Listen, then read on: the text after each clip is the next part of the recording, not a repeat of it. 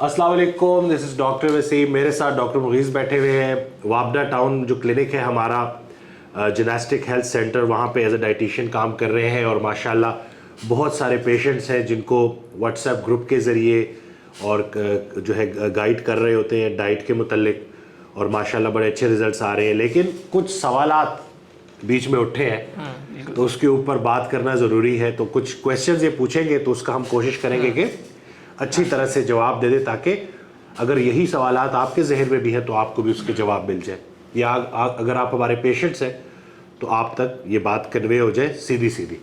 तो पहला क्वेश्चन क्या है जी? ठीक है सर।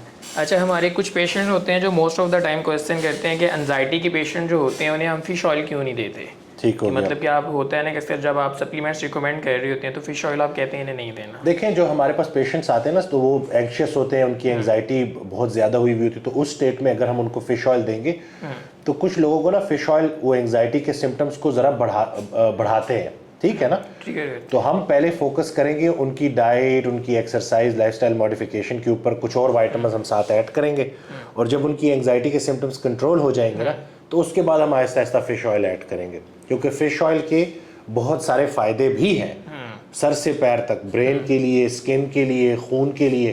तो एक दफ़ा पहले हम एंजाइटी को कंट्रोल करेंगे, अल्लाह के हुक्म से उसको ताबे करेंगे, और फिर उसके बाद हम फिश ऑयल ऐड कर सकते हैं। क्योंकि मोस्ट ऑफ द टाइम लोगों को इस चीज़ का नहीं पता होता, लोग फिश ऑयल भी ले रहे होते हैं, साथ एंजाइटी भी ट्रिगर हो रही होती है, तो उनको समझ नहीं आ रही, पैनिक कर जाते हैं। बिल्कुल, और वही समझ होते हैं कि अगर एक चीज़ इसके साइड इफेक्ट है तो आपने हमें दी क्यों है। एग्जैक्टली। वो सिर्फ एंजाइटी को वक्ती तौर पे थोड़ा बढ़ावा दे रही होती है, बाकी उसके बहुत सारे फायदे हैं। ओमेगा 3 आप खुद सर्च कर सकते हैं, देख सकते हैं कि वो कितना ज़रूरी है हमारे जिस्म के लिए। इसके अलावा कोई सवाल? इसके अलावा नेक्स्ट क्वेश्चन है वो ये है कि प्रेगनेंसी में हम फैट बर्नर ऐड कर सकते हैं, क्योंकि most of the time female जो होती है ना वो चाहती हैं कि उन्होंने कंसीव भी किया है और साथ वो वेट लॉस भी करना चाह रही हैं, तो वो कहती हैं प्रेगनेंसी में तो आप सब जानते हैं ना कि जैसे जैसे वो प्रेगनेंसी चलेगी और आहिस्ता आहिस्ता ना वो वेट बढ़ता है, लेकिन हमारी डाइट प्लान देने की कोशिश होती है कि उस वेट को कंट्रोल में रखा जाए। अक्सर ख़वातीन पाकिस्तान में जब वो कंसीव करती है तो ऑलरेडी ओवर वेट होती हैं, तो अब अगला जो गोल होना चाहिए कि वो वज़न मज़ीद बहुत ज़्यादा ना बढ़े, क्योंकि वो आगे जाके उसमें कॉम्प्लिकेशंस ना आए, डायबिटीज़ ना हो, एक्लेम्शिया, प्री एक्लेम्शिया की तरफ बात ना जाए।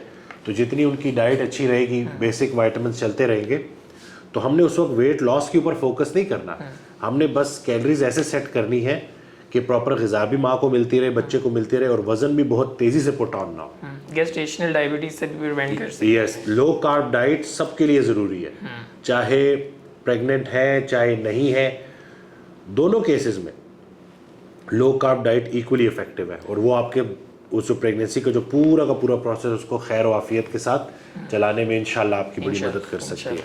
कोई और क्वेश्चन? नेक्स्ट क्वेश्चन है कि अक्सर हमारे जो पेशेंट हैं ना वो पूछते हैं कि ना, मतलब कि देखें हमने ज़्यादातर अभी तक सुना है कि जो PCOS का जो इशू है ना तो वो वेट गेन वाले होता है, ओबेसिटी में होता है। तो अब ऐसी फीमेल जो अंडरवेट है साथ, लेकिन उनको PCOS का इशू भी है, तो उनको हम किस तरह ट्रीट करेंगे? देखिए, एक ज़ाहिरी मोटापा होता है और एक अंदरूनी मोटापा होता है, तो आप नहीं कह सकते कि, इसकी मिसाल मैं आपको जल्दी जल्दी दे देता हूँ कि दो जुड़वा भाई थे, दोनों का ना डेक्सा स्कैन किया गया, ठीक हो गया, और देखा गया कि जो भाई जिसका ज़ाहिरन चर्बी ज़्यादा थी उसकी जो अंदरूनी चर्बी थी वो कम आई, और जो दूसरा भाई जो बाहर से लीन लगता था, जब उसका डेक्सा स्कैन हुआ तो देखा गया कि उसकी अंदरूनी चर्बी ज़्यादा थी। तो जब उन्होंने मज़ीद देखा कि ये क्या चक्कर था, तो देखा कि जो लीन था वो सब कुछ खाता था, मतलब बहुत ही केयरलेस था डाइट को लेके, क्योंकि उसका वेट ज़ाहिरन ठीक था, और जो दूसरा भाई था ना वो अपने वेट की वजह से डाइट कॉन्शियस था, तो उसकी फूड चॉइसेस ठीक थी। तो यहाँ पे दिखना क्राइटेरिया नहीं है कि आप क्या खा रहे हैं, जो भी आप खाते हैं वो आपके जिस्म का हिस्सा बनता है।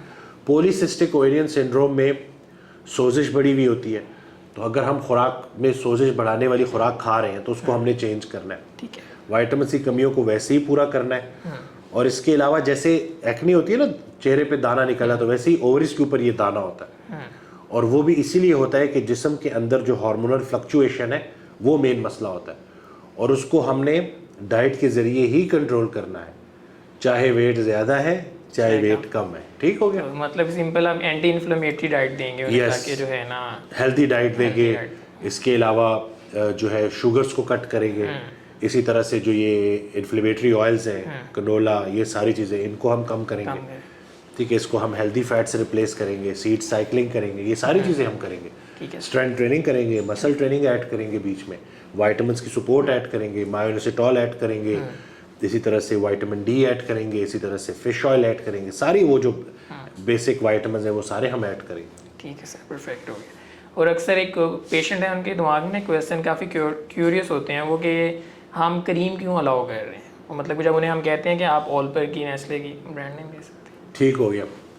मलाई, दूध की जगह मलाई हम क्यों देते हैं, यही सवाल है ना? जी जी बिल्कुल।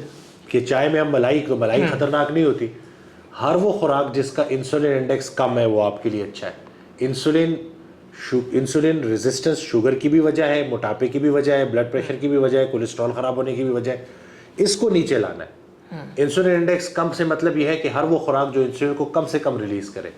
तो दूध का इंसुलिन इंडेक्स ज़्यादा है और जो आपकी मलाई है उसका इंसुलिन इंडेक्स कम है, तो इसलिए हम मलाई ऐड करते हैं। जैसे आप मलाई कुदरती होनी चाहिए। सॉरी, जैसे आप एक और एग्जांपल दे सकते हैं कि जैसे हम ग्रीक योगर्ट जो है वो अलाउ कर देते हैं, लेकिन जो सिंपल योगर्ट जो है वो अलाउ नहीं करते। अब दोनों में डिफरेंस यही है कि कार्ब्स का ही डिफरेंस है और फैट का डिफरेंस है। Exactly sir. उसमें हाई फैट हाई प्रोटीन है आम दही के मुकाबले में। प्रोटीन भी ज्यादा है, फैट भी ज्यादा है और कार्ब्स कम है। ठीक हो गया। लो इंसुलिन इंडेक्स है वो दूसरे के कंपैरिजन में। ठीक है। और एक और क्वेश्चन है कि जो हमारे पेशेंट होते हैं ना एच पाइलोरी के या IBS के, तो उन्हें हम जो है ना प्रोबायोटिक और प्रीबायोटिक ऐड करते हैं, तो मतलब इसमें क्या डिफरेंस है, प्रोबायोटिक्स और प्रीबायोटिक हम ये क्यों देते हैं? हमारे हाजमे के निज़ाम के अंदर जो डाइजेस्टिव सिस्टम है उसके अंदर मददगार बैक्टीरियाज होते हैं जो हेल्प कर रहे होते हैं हमारी क़ुव्वत मुदाफ़ियत को ठीक रखने में और हाजमे को ठीक रखने में। तो जब हम प्रीबायोटिक फाइबर ऐड करते हैं तो पहले हम ग़िज़ा दे रहे हैं उन बैक्टीरियाज़ को, फ्रेंडली बैक्टीरियाज़ को, कि जो हमारे हेल्प कर रहे होते हैं कि उनकी नशोनुमा हो, उनको खुराक मिले ताकि वो तवाना हो। फिर उसके बाद हम जब प्रोबायोटिक्स देते हैं तो प्रोबायोटिक्स वही फ्रेंडली बैक्टीरियाज़ होते हैं। तो एक हमने क्या किया, हमने अपने जो हाजमे के अंदर जो बैक्टीरिया है उनको खुराक दी और उसके फ़ौरन बाद हमने मज़ीद जो प्रोबायोटिक्स हैं वो खुराक के ज़रिए कंज्यूम किए ताकि उनकी तादाद बढ़े। ठीक है। जब भी हम मीठा ये बदपरहेजियाँ करते हैं तो हमारे हाजमे के अंदर, सिस्टम के अंदर वो नुकसानदेह बैक्टीरिया बढ़ जाते हैं और जो मददगार बैक्टीरिया हैं वो कम हो जाते हैं। तो बैलेंस का नाम है। ये नहीं कि इतने आपके अपने खुलिए नहीं है जितनी वो बैक्टीरियाज हमारे जिस्म के अंदर मौजूद हैं। और एक और रिसर्च भी मैं शेयर करूं कि जितना आपकी वो जो बैक्टीरियाज हैं, फ्रेंडली बैक्टीरिया, जितना वो डाइवर्स होंगे उतना आपका हाजमे का निज़ाम ठीक होगा। बल्कि अभी एक रिसर्च हुई जिसमें देखा गया है कि जो कैंसर सेल्स होते हैं उनके भी अपने बैक्टीरियाज होते हैं। जितने वो डाइवर्स होते हैं उतनी उनके ऊपर ट्रीटमेंट असर करती है। जितने वो कम डाइवर्स होंगे उतने वो रेजिस्टेंट होते हैं, उतना वो आपके लिए ख़तरनाक होते हैं। तो ये रिसर्चेज हो रही हैं जिसके ऊपर मैं पढ़ रहा था। तो यानी कि एक ना नज़र आने वाली क़ुव्वत जो आपकी मदद कर रही है, जिसको अल्लाह ने हुक्म दिया है कि वो आपकी क़ुव्वत मुदाफ़ियत के लिए ज़रूरी है, आपके हाजमे के निज़ाम के लिए ज़रूरी है, तो उसको हम फीड कर रहे होते हैं प्रीबायोटिक और प्रोबायोटिक से। इसीलिए जो हमारा एक प्रोबायोटिक सप्लीमेंट है वो बहुत अच्छा इफेक्टिव है, बहुत अच्छे उसके रिजल्ट हैं, फीडबैक उसका बहुत अच्छा है। उसकी तो बात बड़ी दूर दूर तक जा चुकी है अल्हम्दुलिल्लाह, लोगों को बड़ा फ़ायदा हो रहा है अल्हम्दुलिल्लाह। ऐसी है।